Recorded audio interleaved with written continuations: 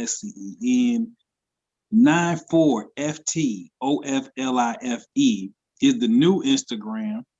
We on Twitter, 94 Feet of Life 1 on Twitter. We are everywhere. So follow us everywhere, man. Of course, the Facebook group where it all started, 94 Feet of Life.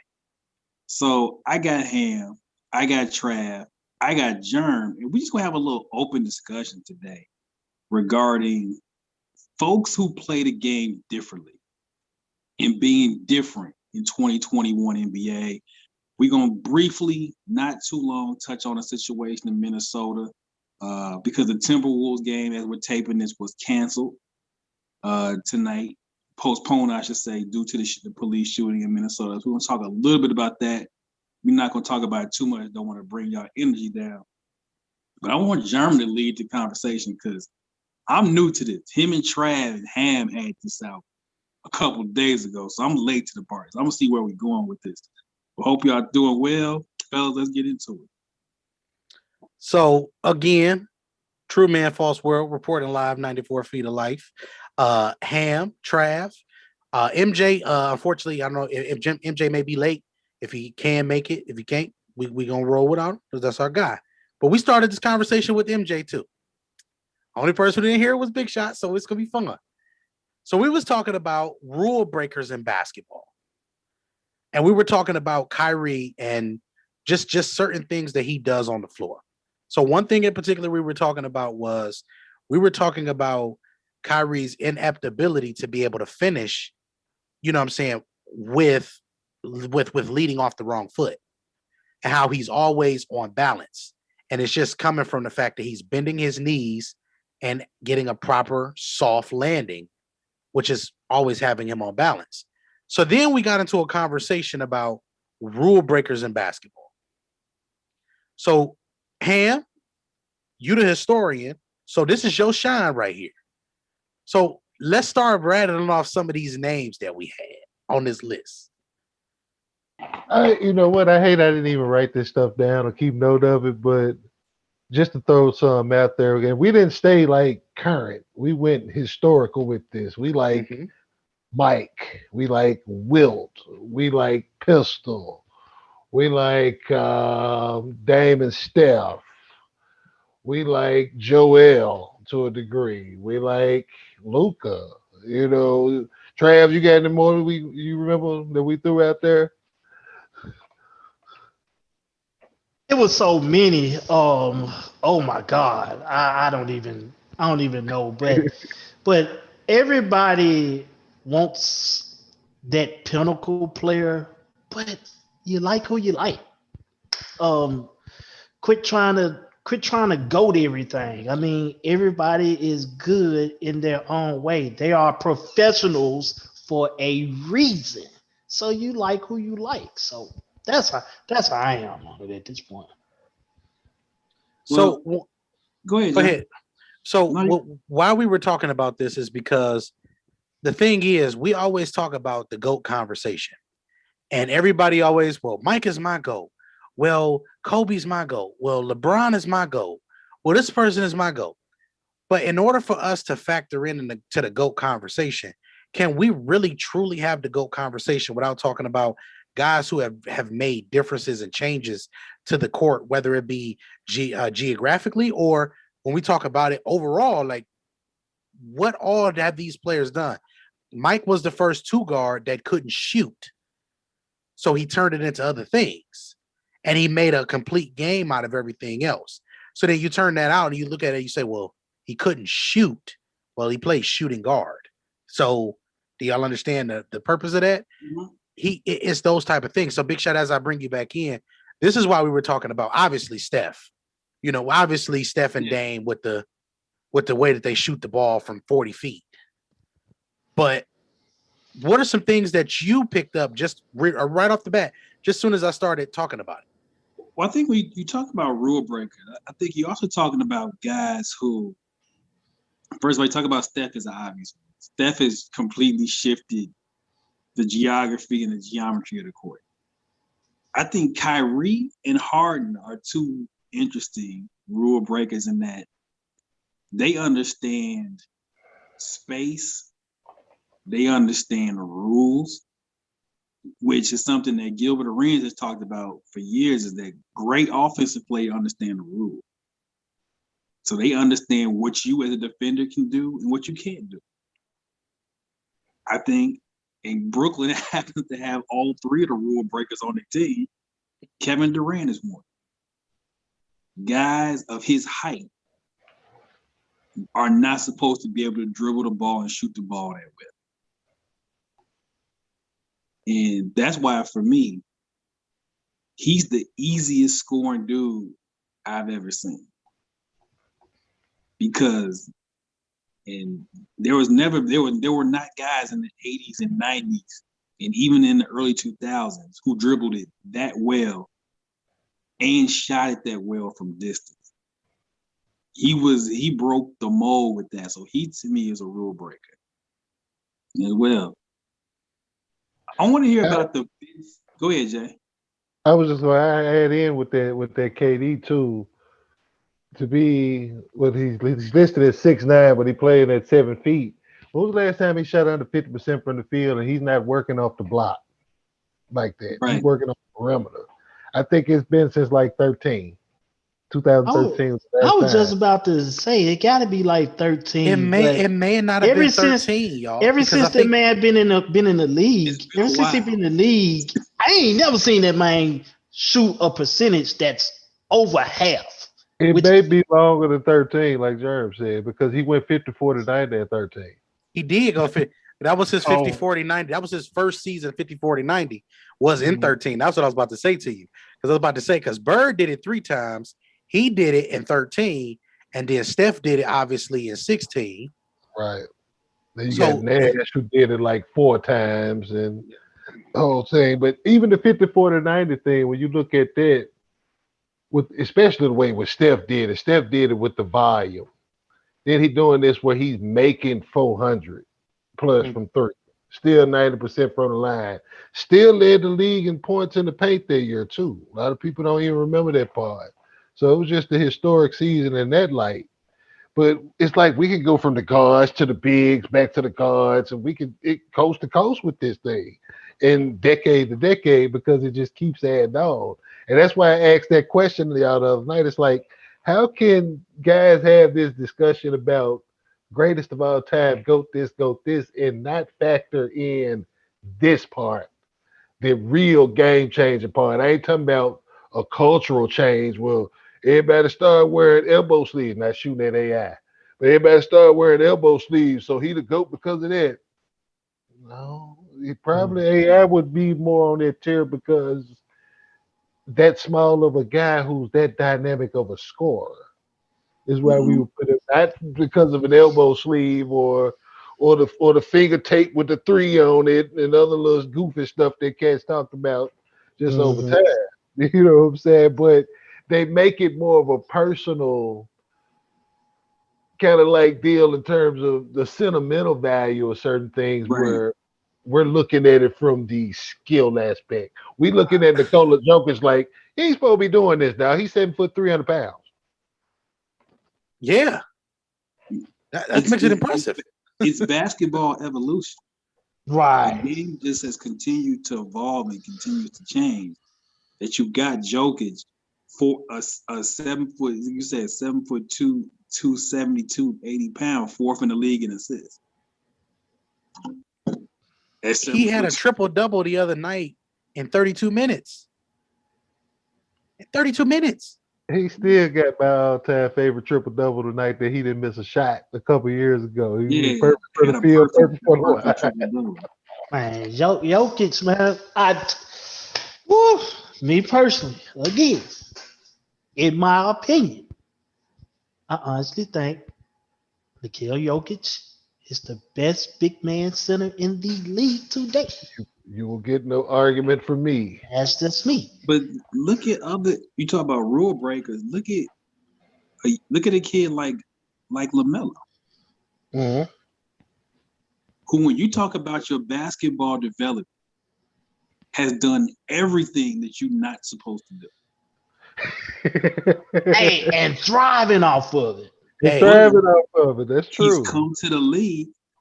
the injury is unfortunate because I think LaMelo in the playoffs would have been a really fun thing this year. Appointment viewing. Scenic route. But you talk about the breaking rules. Of, you're supposed to do this step, and this step, and this step to get to the league.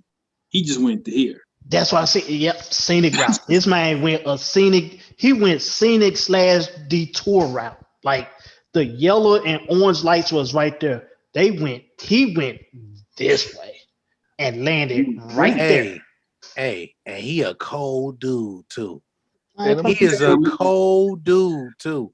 I'm gonna tell you who he remind me of, and not like pinpoint game wise, but when you look at the height, the length, and just the composite skill set that he brings, he really remind me of Penny. Penny could shoot the rock. Penny had that handle. Penny was long like that, 6'6", 6'7". Mm. It's a different flavor, different era, but the same package that Penny had, LaMelo got. I was gonna actually say Penny with the magic sauce. I think that's fair. Because he got the magic. He got that yeah in his game. He got that. Because when you see him get that basketball off the glass, you just know something good is gonna happen. And that team was really thriving. I mean, shouts out to my guy Mikal Bridges. Oh my God. Yeah. That dunk, man. Listen, Melo started walking. Melo was about to go on and lace up his shoes and go back out on the court wherever he seen that dunk. You know what? I got to get back out there. He hit him.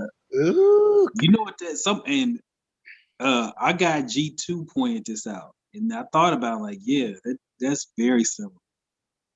Remember you probably remember the dunk where Vince Carter dunked on Alonzo Mourning, and when they hit, he cocked it way back here.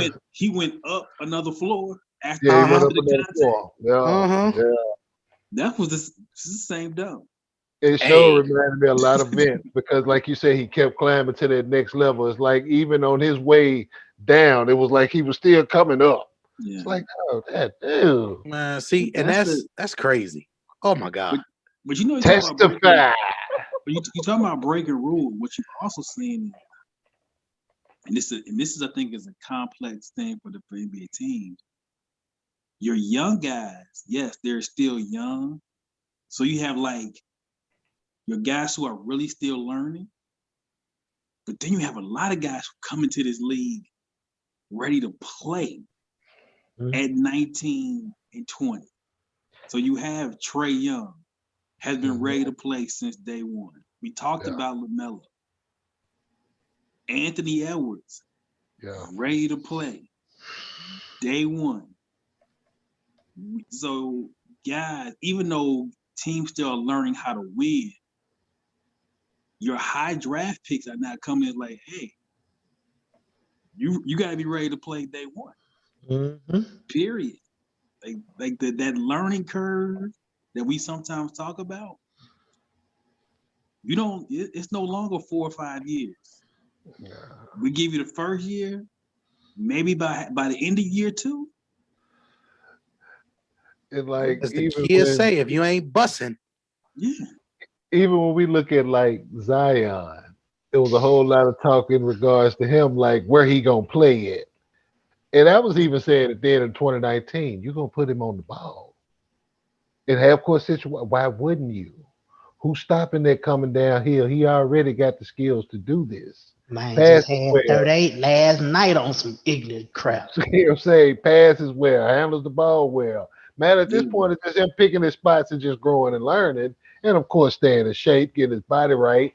And even with that, it's like, he still got baby fat on him. He was 19. He was 18 when they drafted him. He was the first kid born that was drafted in the 2000s. That was born in the 2000s. Young.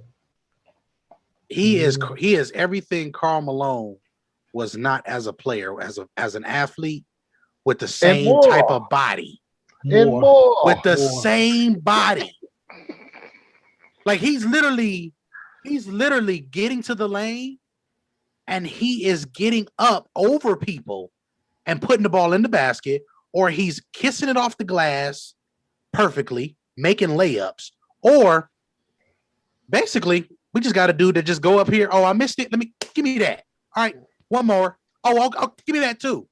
And He's if I literally send the kid, Jerv, if I send the kid to go get me a Miller High Life and I don't even drink beer, he like, Ham, I gotta wait till July before I can do that. That's how loud it is. What it surprised me about him was I didn't think he was going to be able to do this early. I didn't think he was going to be able to score this easily, this early. Of that young group, and I'll throw Luka in there as well. Ain't nobody scoring as easy as him. No. Easy. No. I know we had people in the group, because people critique his game, whatever. Like, man, I hate the fact that he don't rebound. Yes, he needs to rebound better. But he fall out the bed with 22. Can I say this, y'all? I'm sorry, I gotta say this. When you play on a team with Steven Adams, that's what you put Steven Adams there to do, is to get the damn rebounds. Right. When you play on the team with Lonzo Ball, you get him on the team. He ain't supposed to be he's supposed to be down there helping to get the rebounds too. That's a 6'8" guard. He get that ball and Zion get up the court. And then there's 3 dribbles. Oh, you beat him, Zion?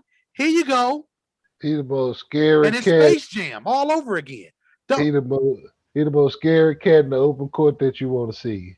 That's not named LeBron. Kevin Love's first game back, he was on a minutes restriction. Every time Zion seen Kevin Love in front of him, in the words of my guy Trav, he got the licking his fingers. Kevin Love didn't stop Zion not one time going left, going right, going up, going down, going around the corner, going down the street. It was nothing that Kevin Love could do. Zion has 16 points in the first quarter, courtesy of Kevin Love. I just want y'all to know it's emotional when he play. He is like it's Karl Malone's strength. It's Sean Kemp's vertical. He a cyborg, man. He's a cyborg. It's like Larry Johnson, Sean Kemp, and Karl Malone just kind of folded into one person. And like Jern was saying, like Steven Adams gonna get boards. With Lonzo, it's not him getting boards. With Lonzo, you run. Yeah, because the ball is either gonna hit your hands or it's gonna hit your head. Cause that's what Lonzo do. Lonzo passes. He's very good at hitting a head. Yes, he has that. Them Ball brothers, the youngest one and the oldest one. I'm not even talking about the other one. They have the gift of the size, and the ability to push the ball up the floor at a rapid pace. They getting that ball. They're not wasting no time. You open, you're going to get hit. I've seen Lonzo throw a 72-foot lob to Zion. Yeah. Because that's what he do. That's what he do. Lonzo, he get that ball, and this is something else too. Trav, I'm glad you said pushing the ball up the floor. Pushing the ball up the floor don't mean you dribbling either. Exactly. It's me passing the ball. Passing the ball. Right. It's an advancement of the ball. Exactly. Get that ball on the floor. Man, I had my coach used to, one day, it was the dude just dribbling the ball. He was just dribbling the ball fast as he can from one end of the court to another. And he told that man, if you can beat this ball with me passing it down the end of the court before you make it there, then the whole team can go home.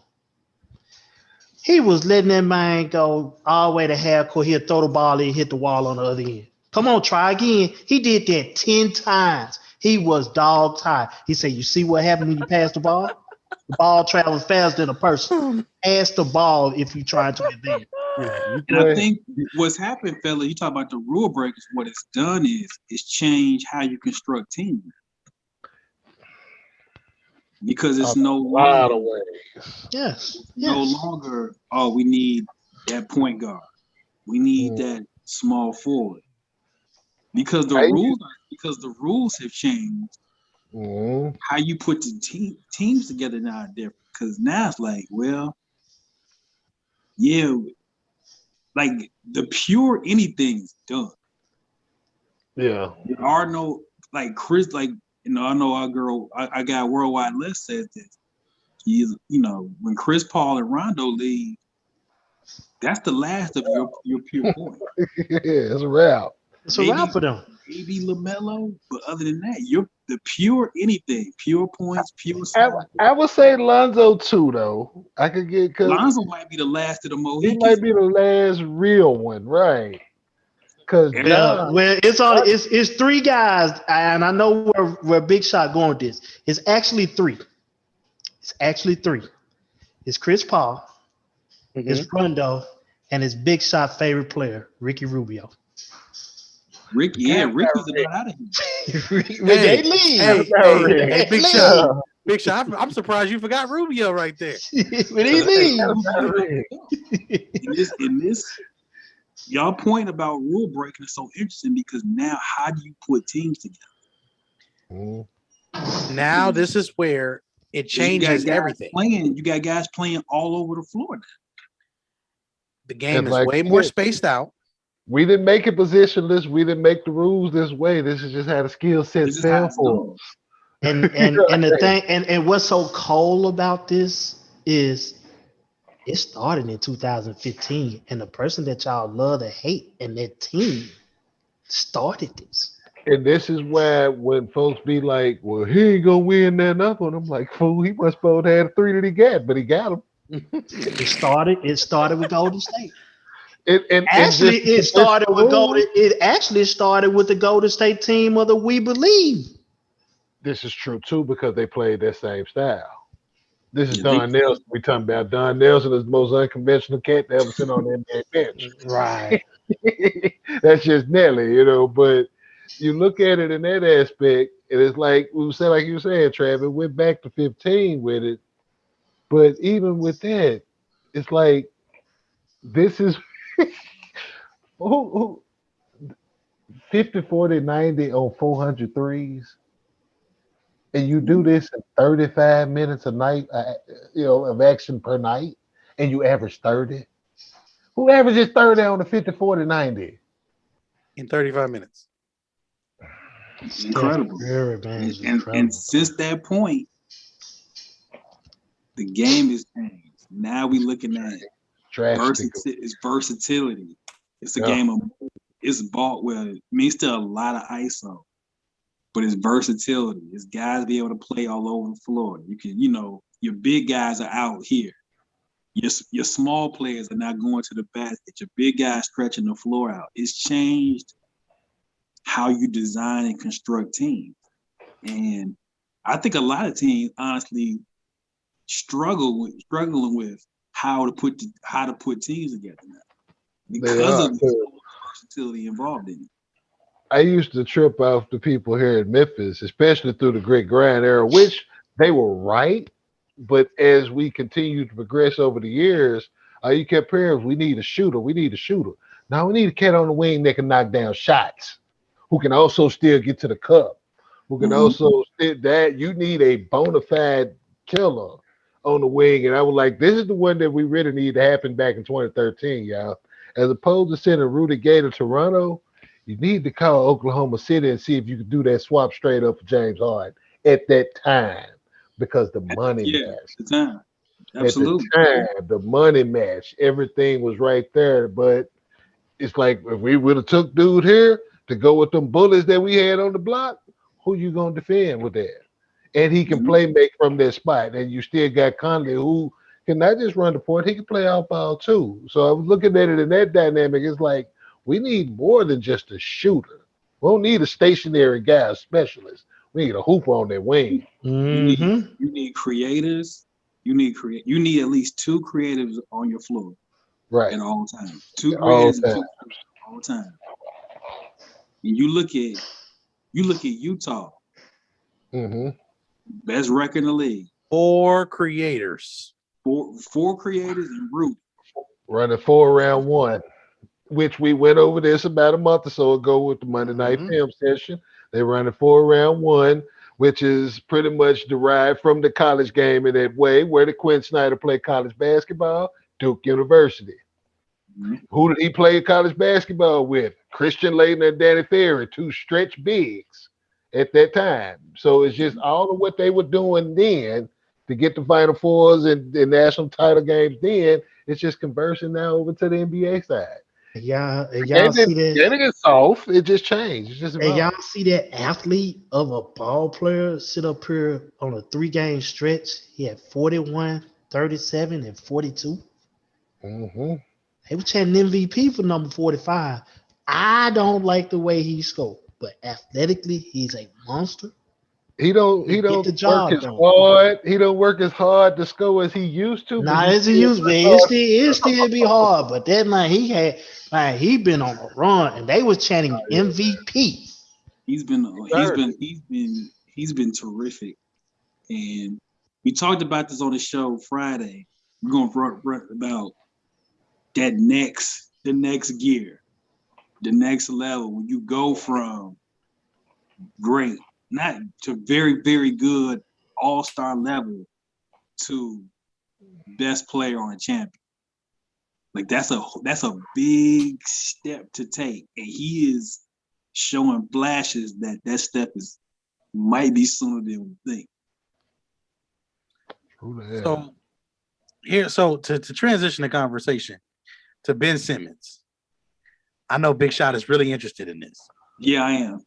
So I'm watching the Sixers and the Pelicans the other night, and I'm watching my not so favorite guy Brandon Ingram, and then I'm watching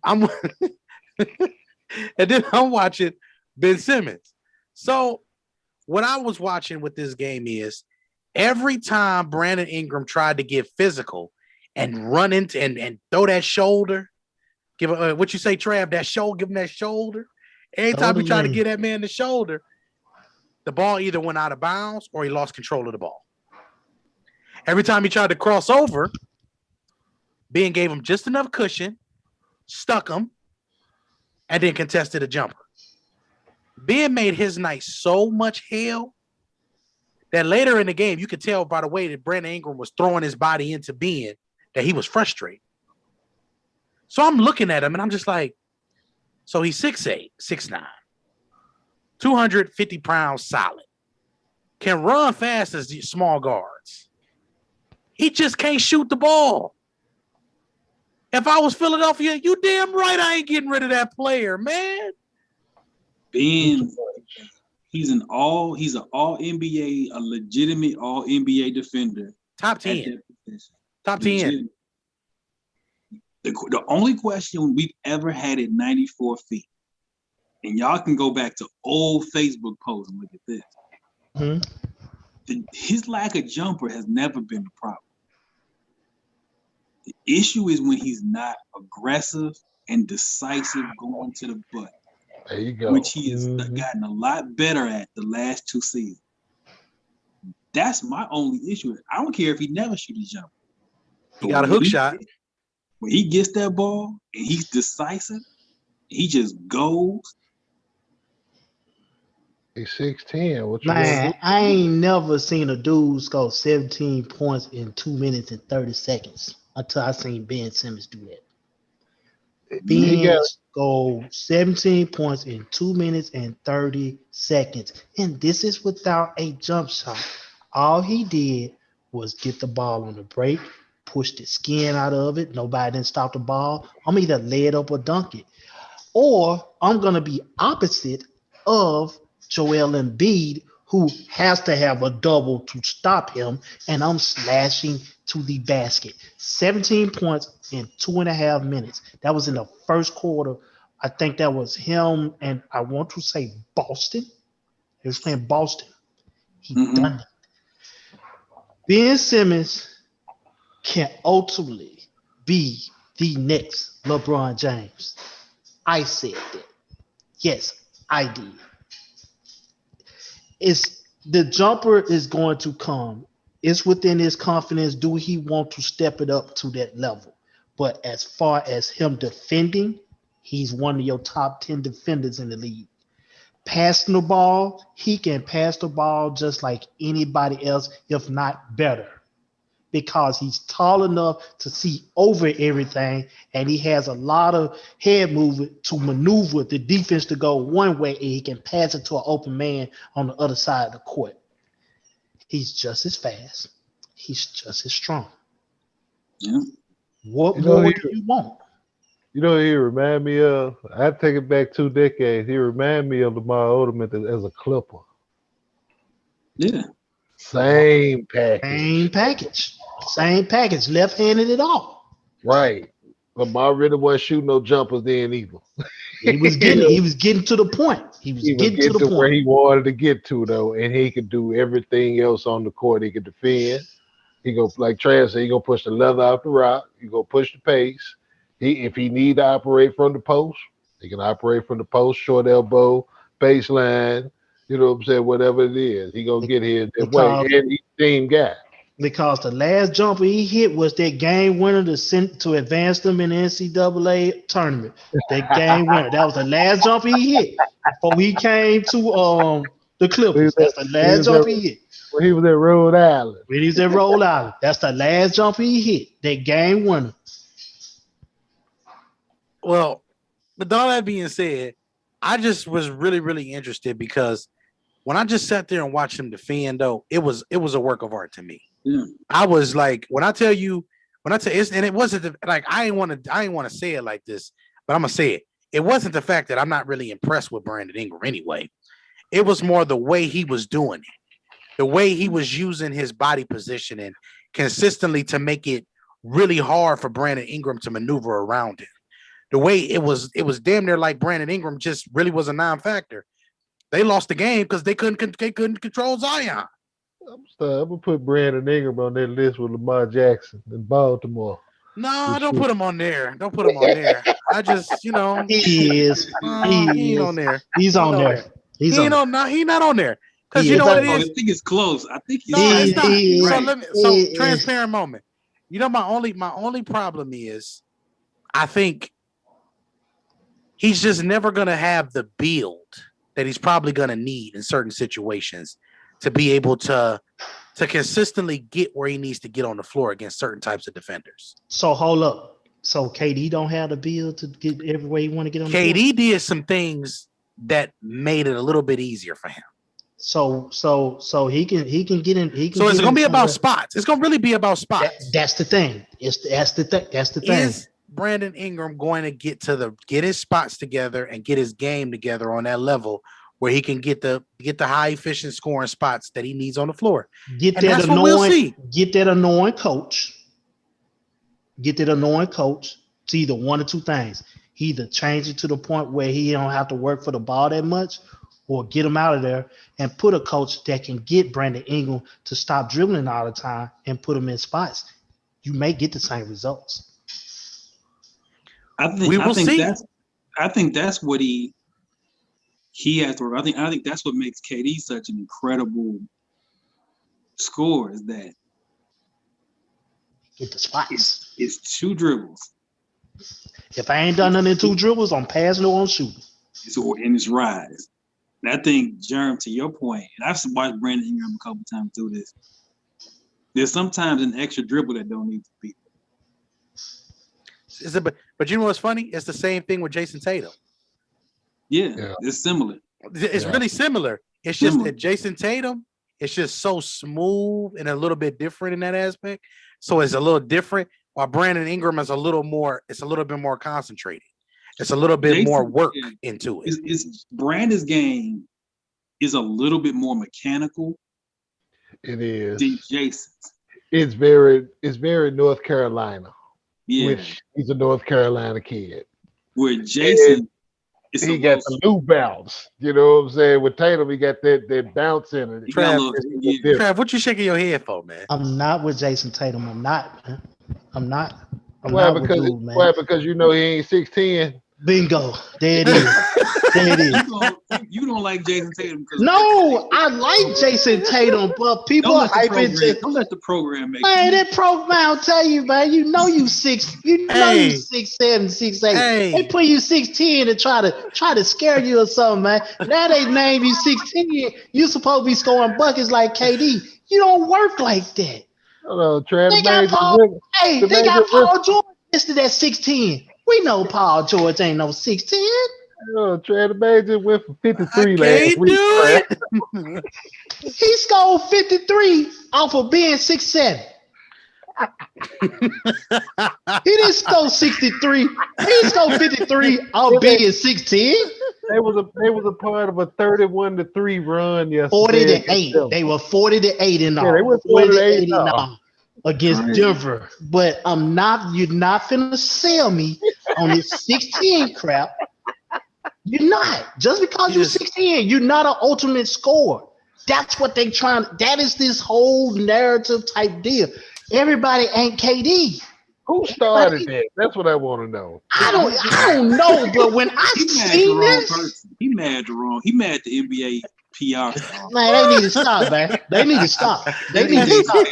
They need to stop. That's why I ain't mad at. It's not that I don't like Jason Tatum. They just did that crap to be like, oh, I would tell you, what Jason Tatum does do is that sometimes he'll play down to inside. Sure will. And that's that Paul George energy. That Paul George. That Paul George, I gotta. And Paul George, Paul George stopped doing that as much as he too. Yeah, we talked Big Shot. I caught him the other night. He was playing. Rondo was on the floor, though. It was no claw. Paul George hit these folks with some crazy sauce. Okay, PG. Okay, PG. Okay. And then after that, he got ripped. And then Rondo gave him that look like, stop doing it. He gave him that Paul George guy look. Paul George power punched somebody so hard yesterday. Lord, it looked like the Birdman dunk. Woo! He went back to the Pacers. He went back to the Pacers with the A1 lining with the 90 degrees. Birdman. I've said it. I've said it for a couple years. That dude, purely on talent, is a top. Forget intangibles and all that. Purely on talent, is top 5 in the league. Top 5. He is unbelievably talented. That's why I made the comment in the group that day, like, hey y'all, he's still cold as a fool. Ham, how many 6'9" cats do you see? Dude, I'm talking Jamal Crawford moves coming up the court, saucing little dude, like, oh, boop, boop, boop. Oh, okay. Okay, let me get right around you. And then I was just like, what? He got it. Like Big Shot he said, looked better playing with the ball than he looked better playing with the ball. I mean, you put your top 10 players and line them up, and y'all got to pick 4, and the other pick 4. Paul George is gonna be your second pick. He is. Of talent alone. Talent-wise, he is. You're gonna pick a LeBron James. You're gonna pick a Kevin Durant. You're gonna pick a Kawhi Leonard, and you're gonna pick up Paul George.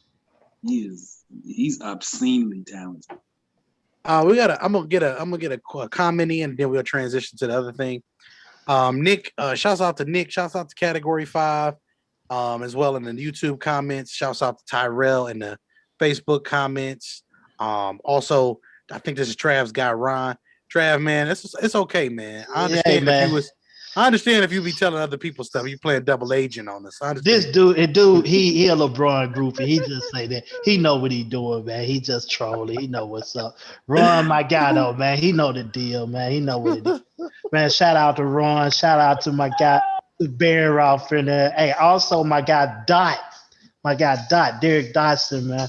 Good people, man. They coming to show love, man. Man. Keep coming through. Come back, fellas. Appreciate it. Always. Appreciate it, fellas. Yeah, shouts out to everybody who's watching, even those who I know that don't comment. We appreciate y'all too. But here's the thing. Nick, our guy Nick he said Ben Simmons was overrated. I hope you heard the whole conversation. because we can't say we got to stop the Ben Simmons is overrated. What he is he's a guy that everybody wants to be at this level up here, and he doesn't. He's not allowed to be. He's not allowed to be a couple notches down where he's still a great player. Oh. It's really that simple. And then he said, "What y'all think about Greek Freak?" I'll go first, and then I'll pass it if that's fine with you fellas. Go ahead. Ain't nothing wrong with him to me. Ain't nothing wrong with me either. I don't think nothing's wrong with him either. I think that Greek is Greek. I think that at the end of the day, this is the thing. What do y'all expect from him? I don't think he's gonna ever look natural as KD look on the wing when it comes down to certain moves. He won't look as natural. But what he is a natural at is up and away. up and away. He gonna get the ball off the backboard, and we about to go coast to coast with this ball. And I think I see some improvements in playmaking. So I see him slowing his body down and being able to be able to control his momentum and make the corner pass or make the dump off pass to Brook Lopez right there, who cuts in from the wing. So you see those developments. You also see him coming off of screens now, becoming a live ball threat, which is a very, very big thing. I mean, we used to say, what was the thing we used to say all the time, Ham? There is nothing in basketball more dangerous than KD off a 3-quarter back screen. KD moving, period. But we just said a 3-quarter back screen for KD. But we said if Bron and Greek was moving off these 3-quarter back screens, it's unfair. It's murder row. It's murder row.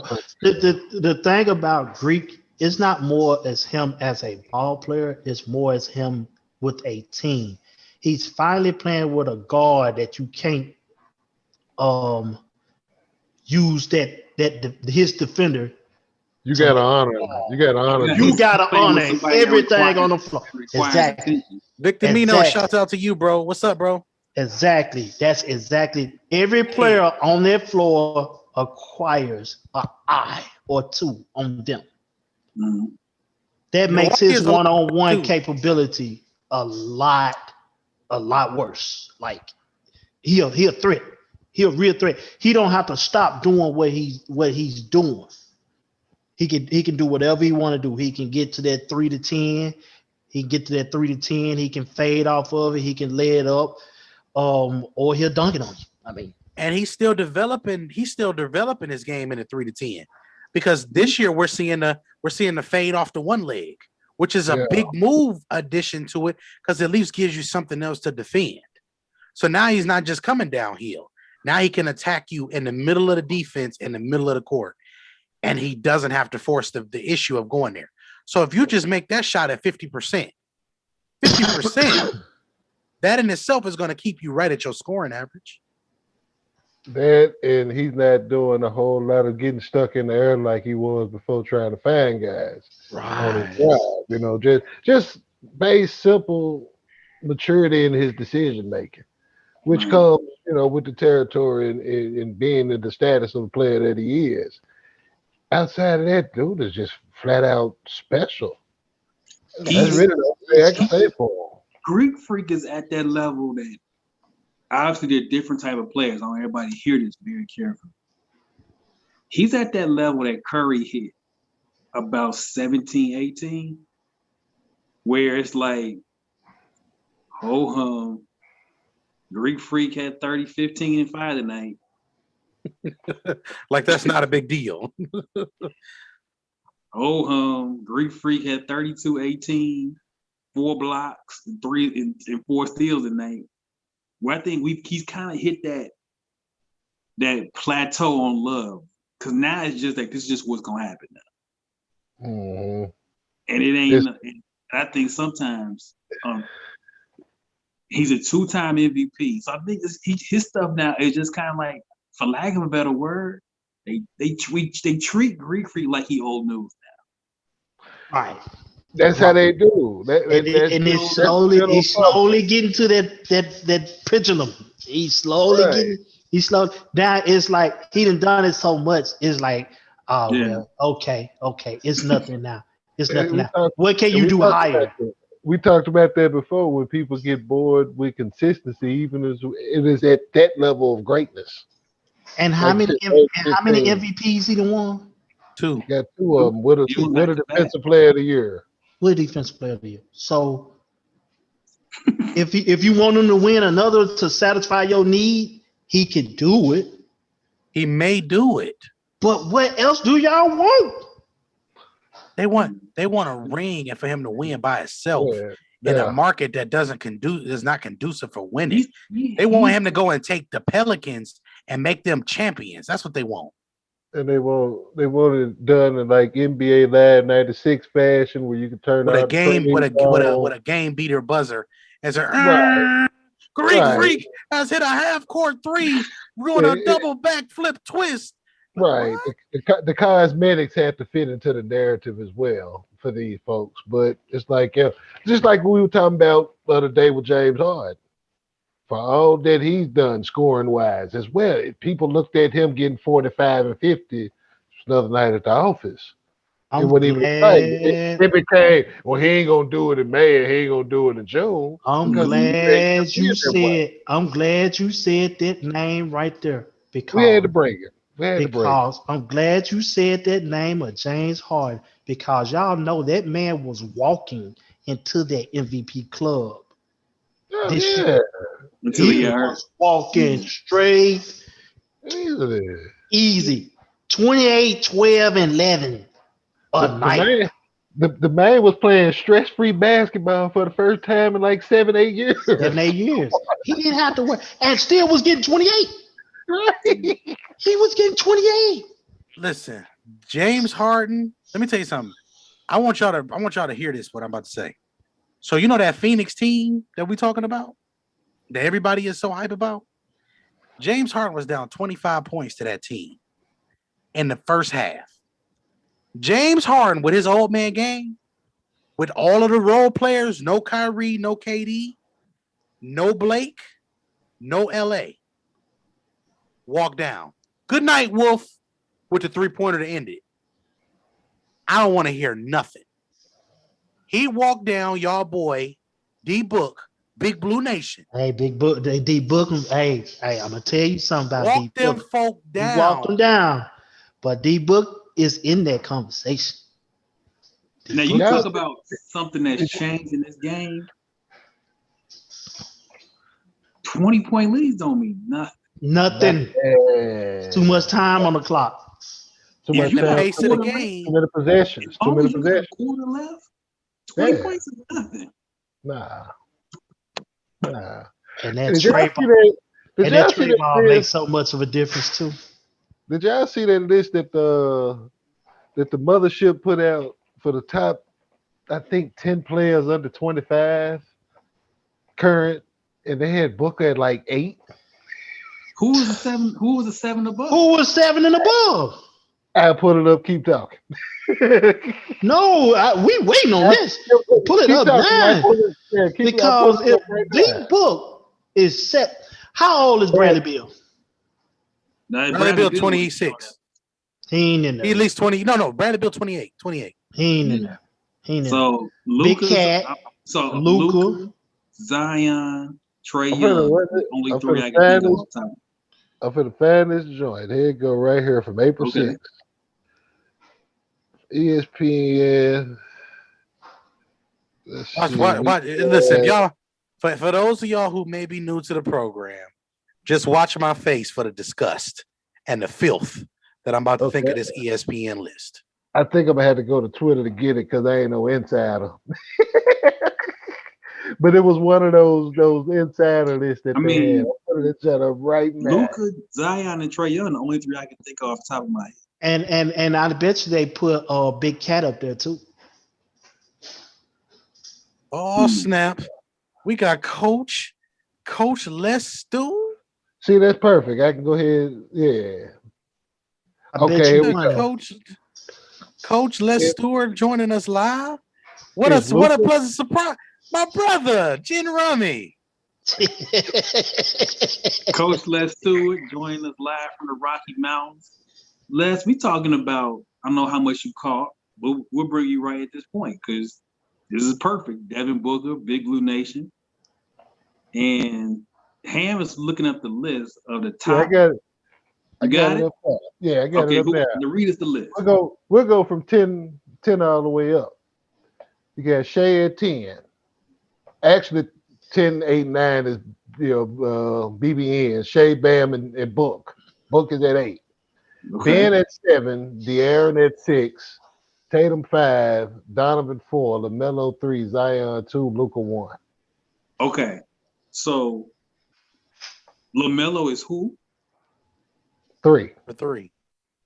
That's a little high. That's too high. It is. A little high. It is. That's a little high.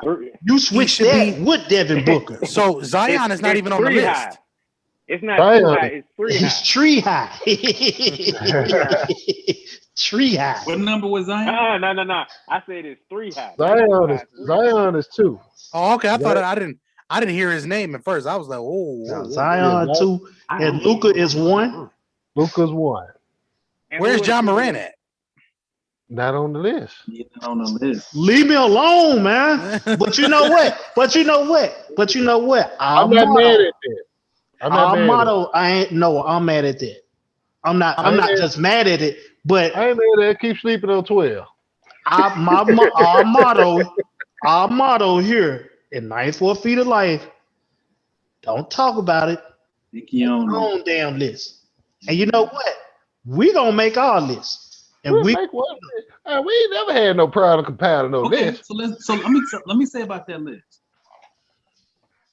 We can disagree on numbering. I'm cool with the 10. That 10.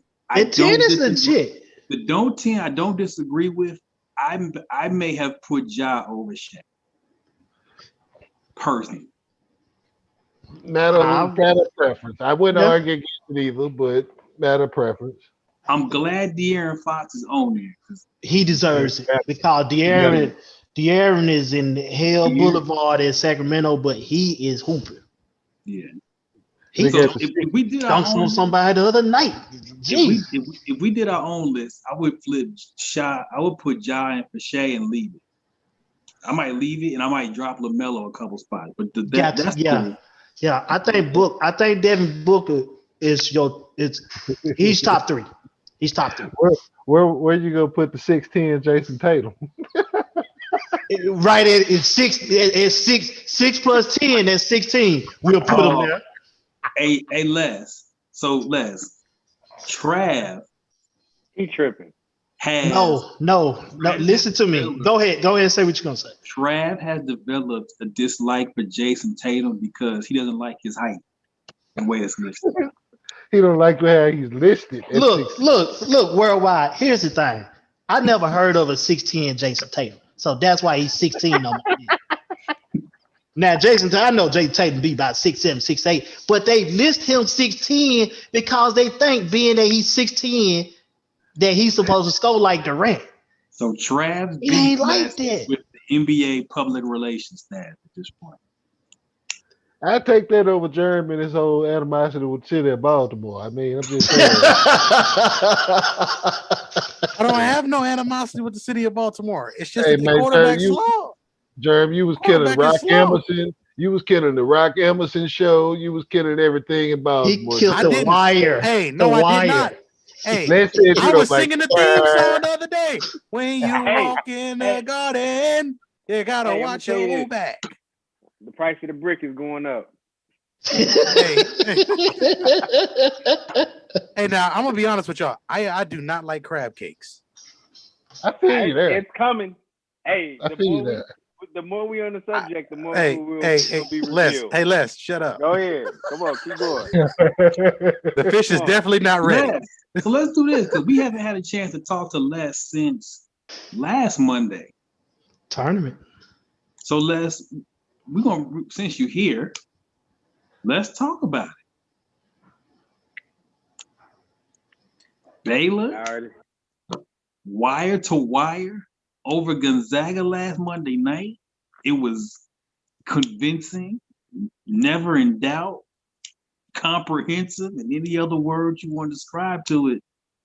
Talk to us, man, about, I know you got a lot of Baylor affiliation, so with your Baylor Bear cap slightly off, What happened with Baylor and Gonzaga last Monday? Why was Baylor so in control of that game from start to finish? It was a sparring match on TV. Period. Baylor came out, and I'm not saying Gonzaga didn't want to win. I'm never that guy or one team wanted to win more than the other because that's not real life. Baylor was on a mission to silence the critics because this is the thing about it. Gonzaga has always they've always been like they've had the Cinderella fanfare, then they've had the fanfare of just being really good, getting there, not winning it, losing in 17, and so Gonzaga's always kind of had that fanfare along with them. Baylor's never really had that. They've never been anyone's sexy choice. And a lot of it comes from people not being able to see Baylor on TV. That's what it comes from. Not a lot of people been able to watch Baylor. And watching a Baylor basketball game isn't always exciting for the common eye. You're a hoop head, you really love college basketball, you're going to watch Baylor play. Yeah. Period. You're going to watch Baylor play. Gonzaga, Gonzaga's a great team, one of the best teams that we've ever seen in college basketball. But they're exciting to watch. So you're gonna stay up for my people on the East Coast and that's on a different time zone. You're gonna sit up and you're gonna watch Gonzaga. You're gonna watch that game. You'll watch a Gonzaga game before you watch UCLA play. And so a lot of people was just riding that wave. And Baylor was like, nah, sorry. And the thing about it, and what's been the staple of who they've been over the last 2 years, is they've been a defensive juggernaut over the last 2 years, and they've come together, and I say they basically Davion Mitchell set the tone when he took the first charge. No. Yeah. When he took that charge, and a lot of what we said on the show came to fruition because, I think it was two things that I pointed out that was going to be the difference is those 50-50 balls and the offensive rebounds and Davion Mitchell taking that charge, Mark Vital getting 3 offensive rebounds in 1 possession. Mm-hmm. Jared Butler just being Jared Butler, the best guard in the country. And I'll argue anybody about that. College basketball wise. Now, NBA, we know we got the Cage, we got Jalen, we got all that. But at the end of the day, man, Baylor they persevered, man. And I'm going to tell you now, they got guys on that staff that simply pour into others. And you seen a vision come to life. You seen a vision come to life. And so that's what makes them winning so special. That makes it, that puts it over the top because it was a vision. As you can see, if you go back and you watch Scott Drew's press conference from 18 years ago, and he said he was going to be a program that's going to play for a national championship. And they did that. He set that precedent. He put that out there, and it manifested 18 years later. You got coaches on that staff that's taking their time and pouring into other coaches and other people. And when they don't have to, when they have their own lives and personal, but they want to be able to share their vision and their success with others, and it all comes back to them. I'm a firm believer watching them win, and not to get too biblical, but that was the proof of you reap what you sow. That was the proof. That was proof in the pudding. Everything they put in, they got back tenfold. So I was very happy Baylor won. And there's no knock against Gonzaga, and I love Gonzaga. I think they're a great team. Mark Hughes, he's one of the best ever, and that staff, one of the best ever. But Baylor, they showed it was bigger than basketball with them winning. It was bigger than basketball. And so I was very happy. And like I said, I just think they set the tone early, and it was like, it was like a fight. I always compare basketball to boxing, and they went down 10-8 in the first round, and by that time they just kept trying to punch back, but it was just haymaker after haymaker. And when Gonzaga started getting on a little run, body shot. And you think they're getting it, body shot. And then by that time it was over. Jalen Suggs getting in early foul trouble. But at the end of the day, Davion Mitchell was prepared for that. And I think we all knew we talked about it. It was reminiscent of not how the game went, but just the whole behind it, the 2008 final we seen with Memphis versus Kansas, and how Derrick Rose didn't play that well in the first half, and it hurt Memphis, but they tried to get back in it. And so Jalen Suggs didn't play well in the first half, but by that time that Gonzaga tried to make it a game, Baylor just kept punching. Too late. So I'm very happy that the Baylor Bears out of 2021 NCAA men's basketball champions. Very, very happy. Hey, my bracket's still intact. See, still intact. It was right. Don't nobody care about your bracket, man. That's the same bracket shit he wrote oral on. Yes. I gotta keep this one.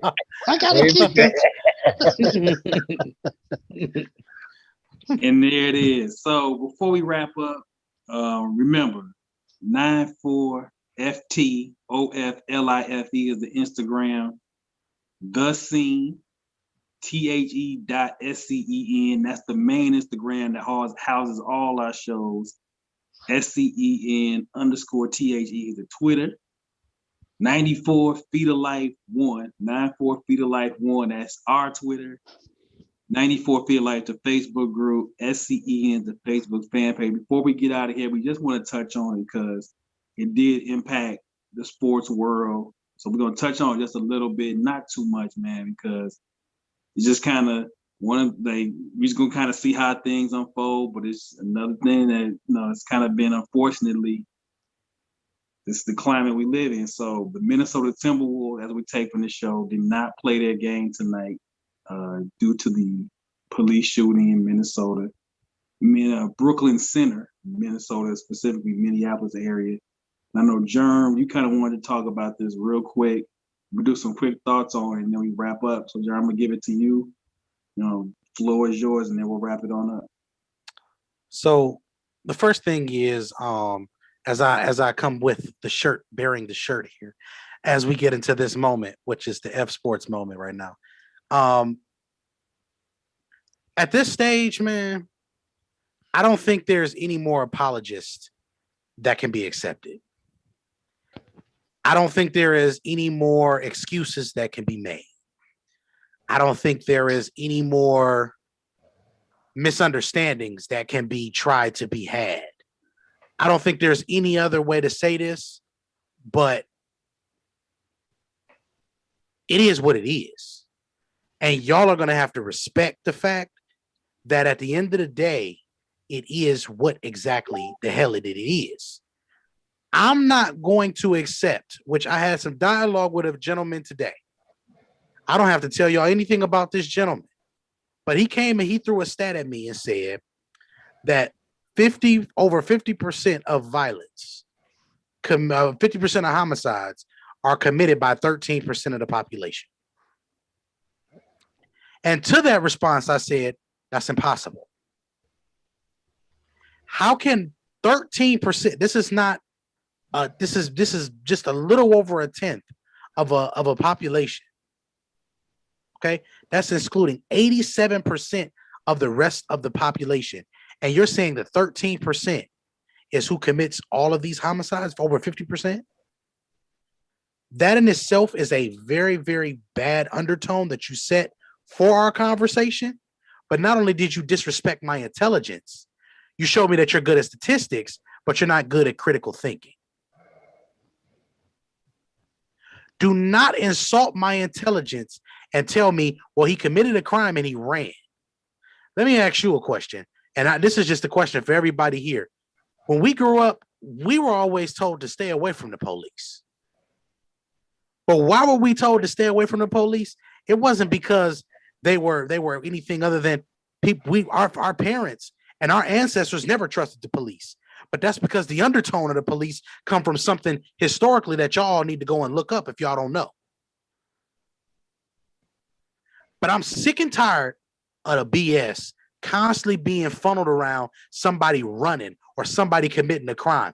Committing a crime does not mean that you are subject to lose your life. That is the biggest sack of bullshit I've ever heard in my life. And the fact that y'all can sit here and still justify all these dumb ass narratives about people committing crimes because a crime was committed, that makes it okay for a police officer to pull a gun on another person and say, well, I was scared too. We all have choices in life.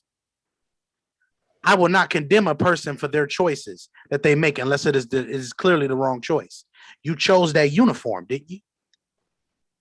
So that means you chose all the burdens that go along with it. You chose to be vigilant.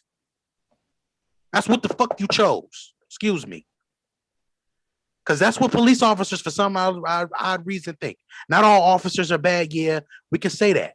But right now, we're speaking to those. If 5 are bad and 95 are good, all 100 of them are terrible. Because how did you let them in your...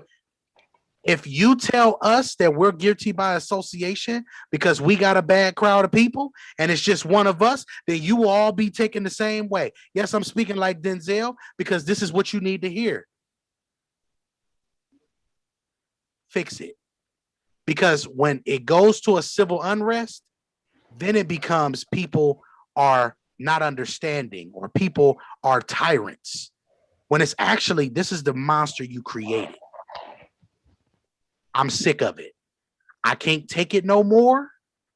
Pam, I'm not even tired. I'm motivated. I'm not even tired. I'm up all night now. Now I'm on your ass all night about it. We not gonna stop until people start getting something done. A taser. You confused a taser with a gun now. Now we don't know what a taser and a gun feels like. You know what? These excuses and these apologies, listen, you nationalists and you patriots, y'all sound like racist and prejudiced people, and that's just what it comes down to, and I'm not holding back no more. I'm intelligent enough to have the conversation. I've been through some things to tell you I know how the system works, so let's do it. That's all I'm going to say. I'm going to pass it off. And there it is. So, we say it's 94 feet of life.